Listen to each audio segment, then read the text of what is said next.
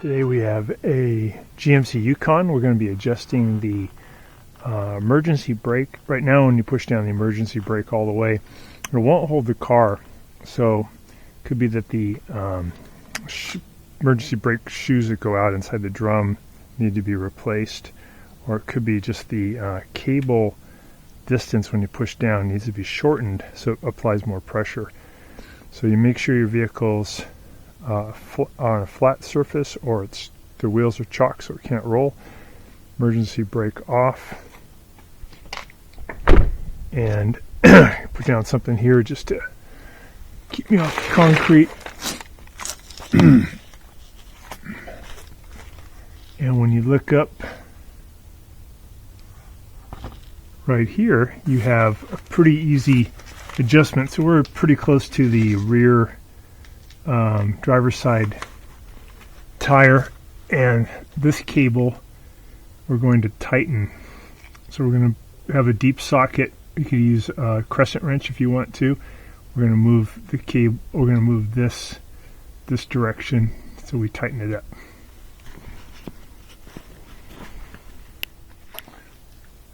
So I've got a pair of vice grips holding this end. Don't really need that, but there's a 1/2-inch socket, deep socket. So I'm going to turn this righty-tighty. I'm actually going to grab this part. This could be already tightened as far as it'll go. It may be time to change the brake shoe. Let's see if there's any more left in this one though. So I got my vice grips on this bracket. I'm turning now to the right. If we go any further. I'm going to go inside the car and see if that changes the feel of the pedal.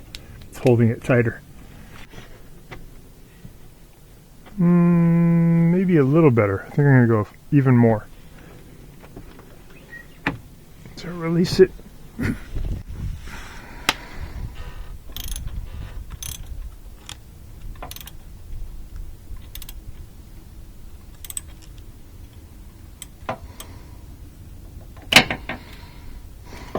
So I do think you have to grab this cable, otherwise the cable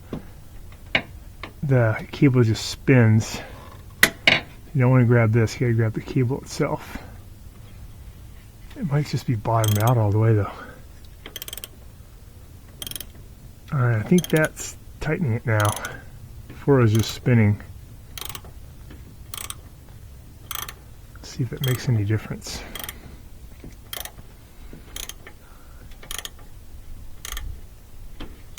It does feel tighter. Let's try it now.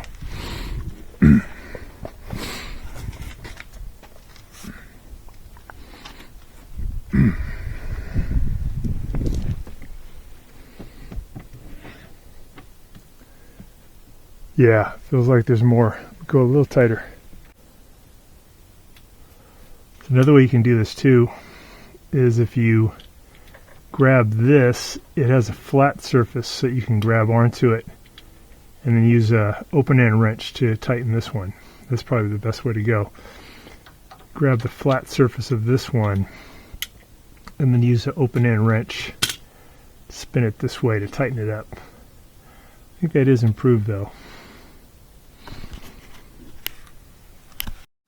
Thanks so much for watching our video. We really appreciate your support. And when you get a chance, please press the subscribe button below so you can be subscribed, and also the notification bell so we can send you more videos about appliance repair. Please also give us a thumbs up if you enjoyed the video.